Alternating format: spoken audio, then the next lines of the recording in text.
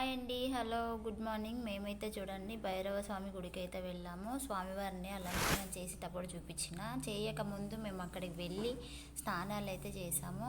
బావిలో నుంచి వాటర్ తీసుకొని స్నానాలు అయితే చేయాలంట. చూడండి మేమైతే అక్కడ బావిలో చేదుకున్నాం. వాటరు చేదుకొని స్నానాలు అయితే అందరం చేసేసుకున్నాము. స్నానాలు చేసిన తర్వాత బిందెల నీళ్లు తీసుకొని వెళ్ళి స్వామివారికి అభిషేకం అయితే చేయాలంట. మనిషికి ఒక బిందె మాత్రం కంపల్సరీ అభిషేకానికి మాత్రం తీసుకెళ్ళాలంట. మేమైతే ఫస్ట్ టైం వెళ్ళాము. బాగుంది గుడి మాత్రం.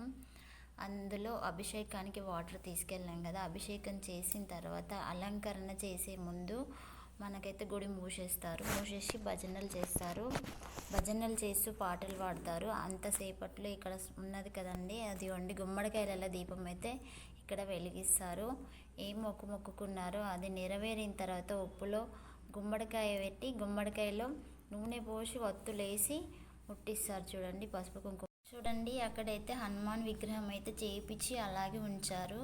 ఇక్కడ చూడండి అభిషేకం అయిపోయిన తర్వాత అలంకరణ చేసిన తర్వాత స్వామివారికి చూడండి పాటలు భజనలు అయితే చేస్తున్నారు. అందరూ క్యూలో చాలా మంది నిల్చున్నారు. మేము కూడా అందులో క్యూలో నిల్చొని స్వామివారిని అయితే దర్శనం అయితే బాగానే అయింది మాకు.